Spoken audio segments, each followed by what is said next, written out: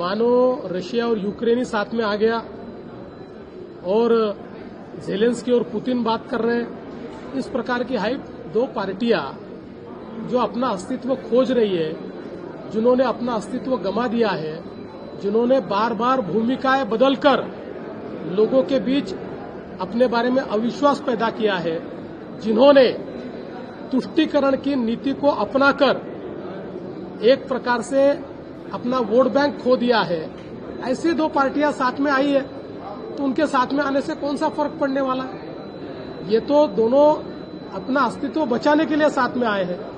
अस्तित्व बचाने के लिए साथ में आकर कोई चुनाव नहीं जीता जाता।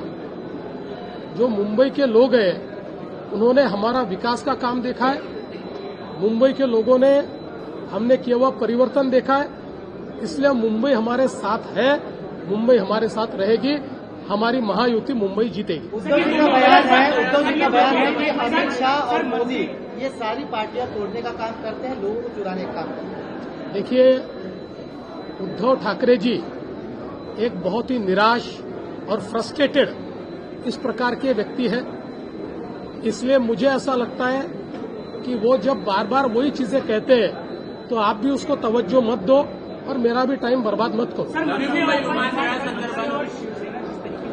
आपके भी साथ नहीं, उनकी हिंदुत्ववादी विचारधारा थी, लेकिन अब विचारधारा पूरी तरह से परिवर्तित है। जमीयत उलेमा हिंद के लोग वहां समर्थन कर रहे हैं, बाकी सारी चीजें कर रही हैं। क्या राज ठाकरे, उद्धव ठाकरे पूरी तरह से विचार बदल चुके हैं? देखिए, मुझे तो अब ये लगता है कि हिंदू हृदय सम्राट शिवसेना प्रमुख बाळासाहेब ठाकरे के बाद अब उद्धव जी के पास या राज जी के पास कोई विचार ही बचा नहीं, उनके पास कोई विचार नहीं। ये अवसरवादिता की राजनीति करते हैं, विचारों की राजनीति इन्होंने समाप्त कर दी, इन्होंने दफना दी, विचारों की राजनीति को दफना कर अवसरवादिता की राजनीति करते हैं, इसलिए तुष्टीकरण कर रहे हैं। उद्यापासून एक सेवेत येणार आहे, दिवाणचं नाव हे याची नावाची चर्चा होती, काय नेमकं सध्या? साहेब, पहिल्यांदा तर या गोष्टीचा मला अतिशय आनंद आहे की नवी मुंबई विमानतळ उद्यापासून सेवेत येत आहे।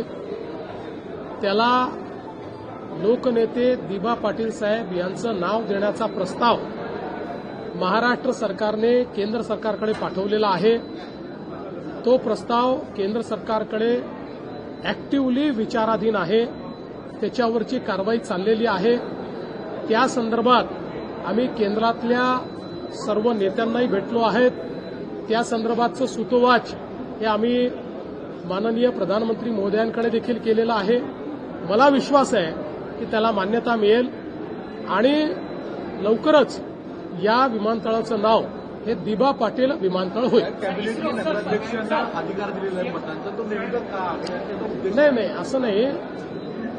मुळामध्ये एक कायद्यामध्ये त्रुटी अशी राहिली होती, एखादा व्यक्ती हा नगराध्यक्ष म्हणून निवडून आला आणि नगरसेवक म्हणूनही निवडून आला तर त्याला एक पद सोडावं लागत होतं। त्यामुळे आज असा निर्णय करण्यात आलाय की तो नगराध्यक्ष आणि नगरसेवक दोन्ही राहू शकतो, पण त्याला मात्र एकाच मताचा अधिकार असेल। तो दोन व्यक्ती म्हणून राहणार नाही, नगरसेवक म्हणूनच तो मतदान करू शकेल।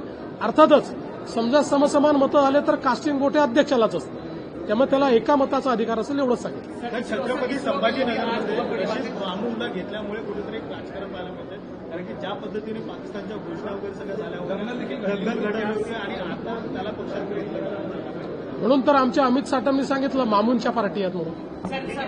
इसरो के ऊपर